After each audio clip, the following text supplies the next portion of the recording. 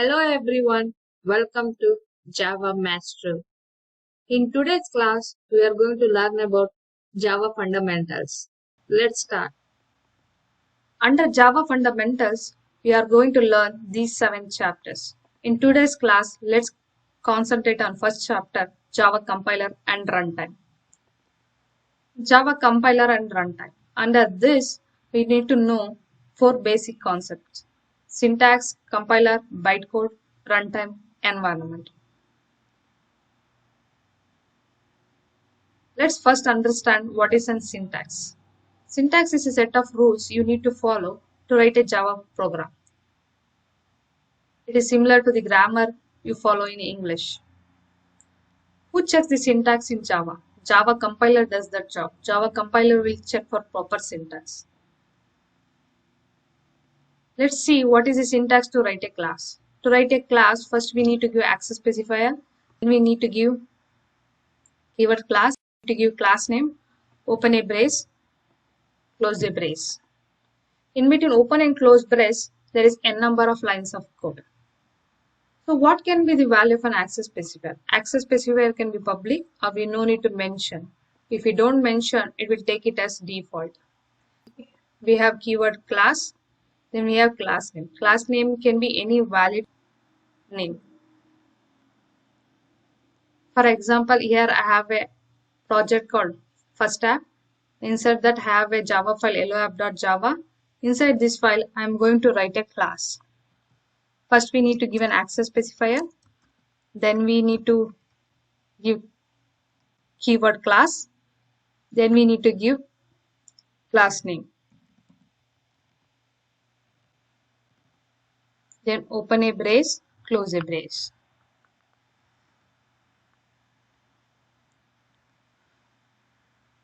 Once that is done, in between open and close brace, we can write n number of lines of code.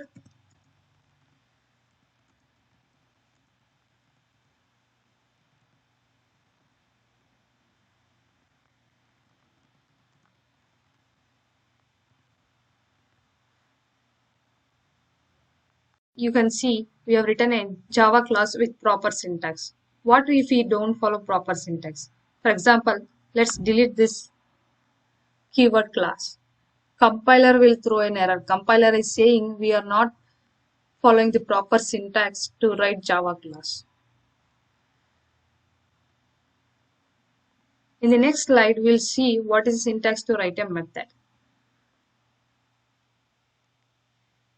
To write a method, first we need to give access specifier, then return type, then method name. Then we have to say what are the parameters to method. Parameters are nothing but input to the method. Then open a brace and close a flower brace. In between open and close brace, we can write a number of lines of code. And at this last statement of the method, we have to write a return statement. Return statement will contain return keyword and the return value. What can be the value of access specifier? Access specifier can be public, private, protected, or we no need to mention. If we don't mention, it will take it as default.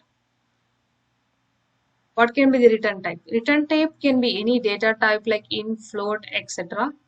We'll learn about data type in upcoming chapters. Or it can be void. Void means method is not going to return any value. Then we have method name, then we have parameters which are nothing but input to the method. Let's see an example of how to write a method. Now I am going to write a method which will add 2 numbers and return a result. As we saw in this slide, first we need to say what is the access specifier. Let me give it as public. Since we are returning addition of 2 numbers, it should be an int. Then I will give the method name.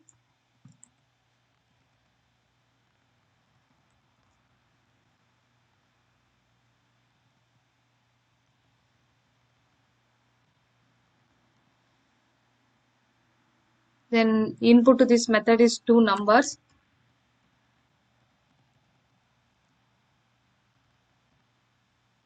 Then I'll open a brace, close a brace. In between this open and close brace, I'm going to write lines of code.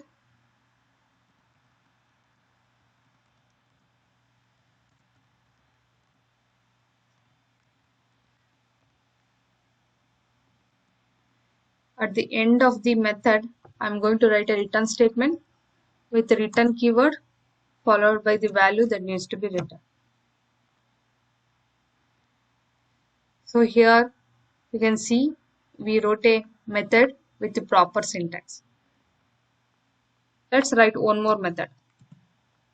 Private is access specifier. Then we'll write return type as void.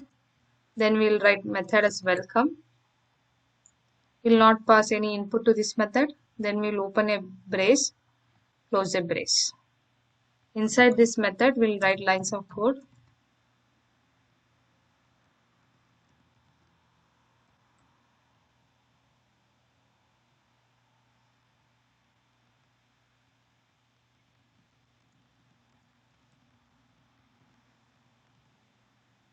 Inside this method, we are not going to write any return statement because the return type is void. Void means this method is not going to return any value. That's all about how to write method with proper syntax.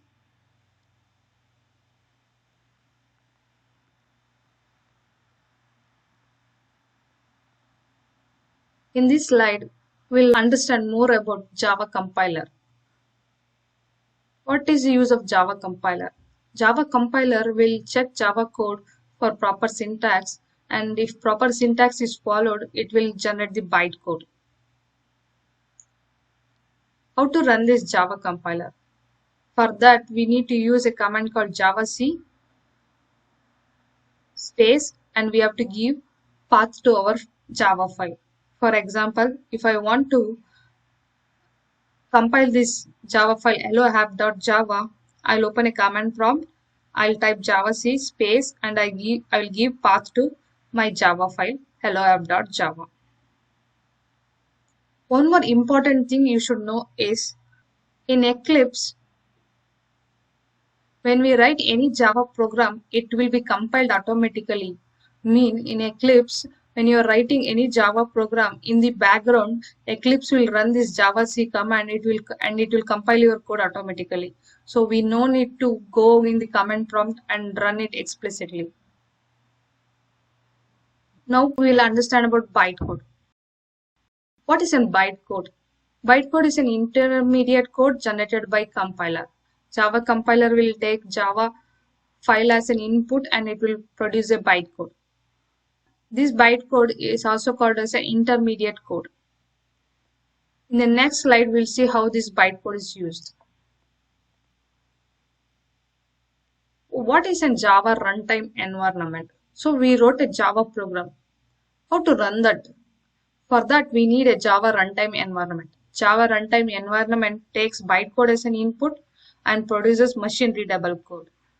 Here you can see in the diagram, bytecode is an input and it produces machine readable code. This code is an input to operating system and operating system will give the output.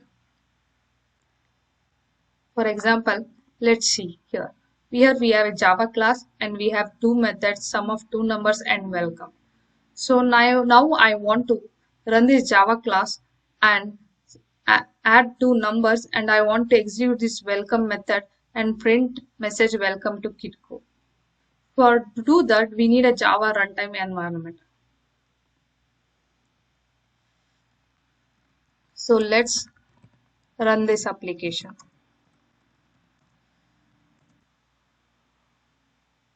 So here I have a Java program Hello app.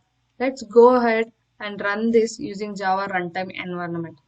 When I right click on this Java file and do as run as Java application, this will invoke Java runtime environment, which will convert the bytecode into machine readable code, which will be input to operating system and operating system will give us the output. Now let's run and see what is the output. Here you can see the output. So first I'm calling sum of two numbers with two values 10, 20. So I got an output sum of two number 10, 20 is 30. Then I called welcome method.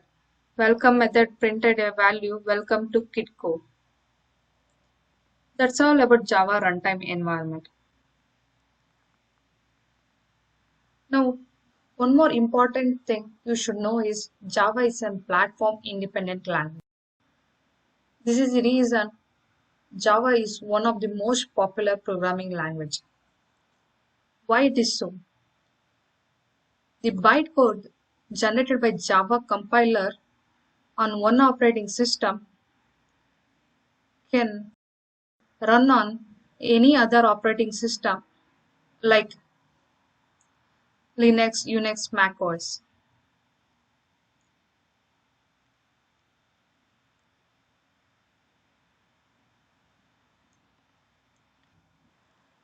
One more important thing you should know is Java is a platform independent language. This is the reason Java is one of the most popular programming language. What do you mean by platform independent language? The bytecode generated on one operating system can run on any other operating system. For example, if the bytecode is generated by Java compiler on Windows operating system, the same bytecode can be run on any other operating system like Linux, Unix, Mac OS to get the same output. That is the beauty of Java. That is the reason Java is called platform independent language. Mean it is not tied to any single operating system. That's all about Java platform independent language. To summarize, in today's class, we learned Java compiler, bytecode, Java runtime environment. In the upcoming videos, we'll learn about class and object. That's all for today. Thanks for watching. Keep watching. Bye bye.